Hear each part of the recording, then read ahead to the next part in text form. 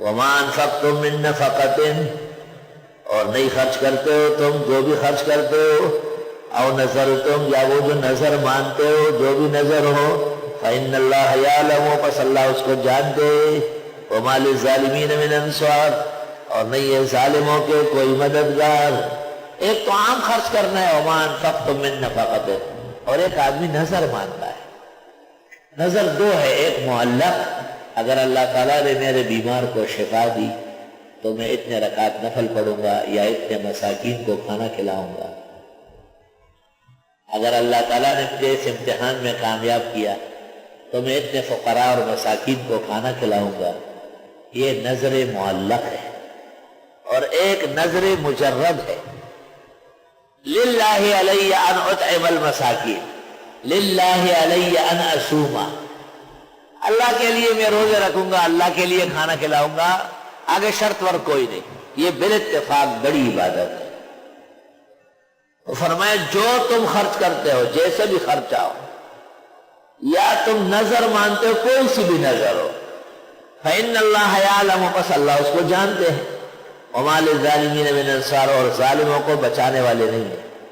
ان تبدوا الصدقات فنعما ہی، چونکہ انفاق فی سبیل اللہ کا مسئلہ ہے، اگر تم کھل کر خیرات کرو تو بھی بہتر ہے، لوگوں کو ترغیب ہو جائے گی۔ وَإِن تُخْفُوهَا، اور اگر تم اس کو پوشیدہ رکھو، وَتُؤْتُوهَا الْفُقَرَاءَ، اور ناداروں کو دو، فَهُوَ خَيْرٌ لَكُمْ، وہ بھی بہتر ہے تمہارے لیے۔ دیکھو بات سنو بھئی، ایک آدمی سب کے سامنے ایک ساتھی کو، بھئی یہ محتاج ساتھی ہے، میں کچھ پیش کرنا چاہتا ہوں، دو چار اور بھی کہتے ہیں کیا تکلیف ہے، چلو ہم بھی دیتے ہیں۔ مقصد اس ابداع اور ظہور کا مقصد ترغیب ہے، تو اللہ اس کا بھی اجر دے گا۔ اور بعض اوقات یہ کہ وہ مستحق تو ہے ہی، لیکن اندیشہ ہے شرما جانے کا، تو چھپا کے دے دے اس کو۔ اس لیے دونوں صورتیں بتا دی، کھل کر دے یا چھپا کر دے، اللہ کو سب پتا ہے۔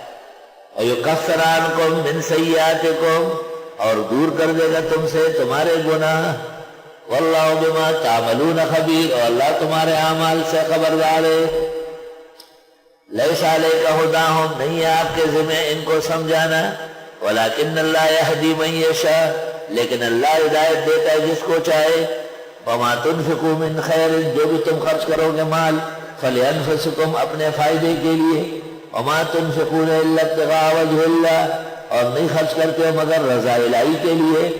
وَمَا تُنْفِقُوا مِنْ خَيْرٍ يُوَفَّ إِلَيْكُمْ، اور نہیں خرچ کرتے، اور جو بھی تم خرچ کرو گے پورا دیا جائے گا۔ وَأَنْتُمْ لَا تُظْلَمُونَ، تمہاری نیکیاں کم نہیں کی جائے گی، تمہارے ساتھ ظلم نہیں ہوگا۔ یا ظلم سے مراد ہے حق الحسنات، نیکیوں کا کم کرنا۔ اب سوال یہ ہے کہ دنیا میں بہت سارے مصارف ہیں، بیوائے ہیں، یتیم ہیں، پور فنڈز ہے۔ آج کل وہ چینل والوں نے باقاعدہ لوگوں کو بعض ڈانسروں کے اور بعض کھلاڑیوں کے نام دیتے ہیں، یہ بھی اپیل کر رہے ہیں فلاں جگہ ہم دسترخوان لگاتے ہیں افطار کا، اس کے لیے خیرات زکوٰۃ وغیرہ دے دیں۔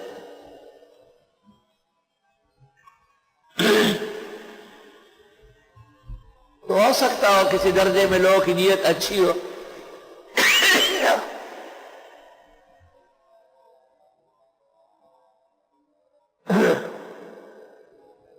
عموماً تو یہ معاملات ایسے ہی شو کے لیے ہوتے ہیں۔ تو اللہ فرماتے اب جب خرچ کرنا ہے نا تو مصرف میں بتاتا ہوں، ذرا متوجہ رہو۔ للفقراء الذین احصروا فی سبیل اللہ،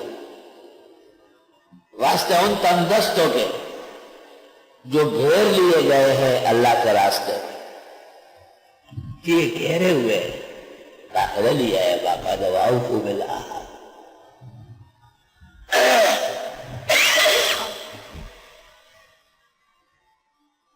واسطے ان فقراء اور تنگدست لوگوں کے جن کو روک لیا گیا ہے رائے خدا میں۔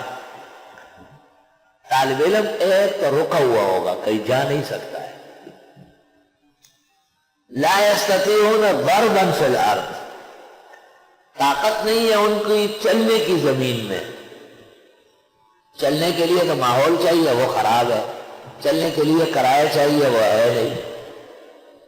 یحسبہم الجاہل، سمجھتے ہیں ان کو جاہل آدمی اغنیاء کہ یہ بڑے مالدار ہے. من التعفف، بوجہ لوگوں سے نہ ماننے کو. تعرفہم بسیماہم، آپ پہچان لیں گے ان کو چہرے کی نشانیوں سے. لا یسألون الناس الحافا، مانتے نہیں لوگوں سے چمٹ کر. یہ پیغمبر اسلام سے دین سیکھنے کے لیے جو لوگ آئے تھے اور وہاں ٹھہرے تھے مسجد نبوی میں، ان کے لیے آپ نے مسجد سے باہر ایک چبوترا بنایا. چبوترے کو عربی میں صفہ کہتے ہیں. اس پر یہ لوگ بیٹھتے تھے اور حدیثیں یاد کرتے تھے. گویا پیغمبر اسلام کا جو مدرسہ تھا اس کا نام صفۃ العلوم تھا یا صفۃ الایمان والاعمال. اور یہ لوگ وہاں پڑھنے آئے تھے. ابو ہریرہ ان کے بڑے تھے. تو پہلی بات یہ کہ فقراء، بے مال.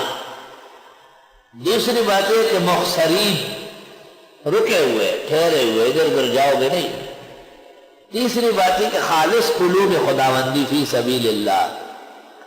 چوتھی بات یہ کہ لا یستطیعون ضربا فی الارض، شہر میں چلنے پھرنے کی بھی نہ اجازت ہے اور نہ ماحول ہے. یہ چار صفت جب طالب میں ہو تو وہ بیش بہا ہے. اور جن کے چہرے، ان کے کپڑے، ان کا رنگ ڈھنگ دیکھ کر بے دین لوگ کیا کہیں گے؟ بڑے مالدار ہے، ضرور ان کے پاس کوئی پیسہ ہے. تعرفہم بسیماہم، آپ پہچانیں گے ان کو چہروں سے. لا یسألون الناس الحافا، یہ مانتے نہیں لوگوں سے چمٹ کر. بس فقیرے سے لڑتے ہیں بقر. وہ عبد الماجد دریابادی ایک زبردست رائٹر تھا، لکاری کا، بعد میں تفسیر بھی لکھی. وہ ایک اخبار نکالتا تھا، اس کا نام تھا سچ صدق. اور زمانہ پہلے ہندوستان میں اس کا اخبار، ایک پرچہ میں نے دیکھا ہے. اس میں ایک فقیر تھا جو دن بھر مانگتا تھا اور باہر جا کے اس نے اپنے لیے ایک کھڈا کھودا تھا اور اس میں پیسے جمع کرتا تھا اور وہاں سوتا بھی تھا. وہ وہاں مر گیا تھا اور وہ جتنے پیسے تھے وہ اس کے جسم پر آگ کی طرح پھیل جاتے تھے، سر سے پاؤں تک پورا اس کو داغتے تھے. پھر تھوڑی دیر کے لیے غائب ہو جاتے تھے، پھر وہ پوری لائن آتی تھی.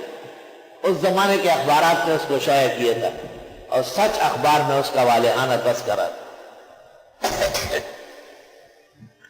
یہ تو دینی مدرسوں کے طلباء ہے کہ ہزاروں کی تعداد میں آباد ہے، لیکن خاک ہو جائیں گے ہم تم کو خبر ہونے تک.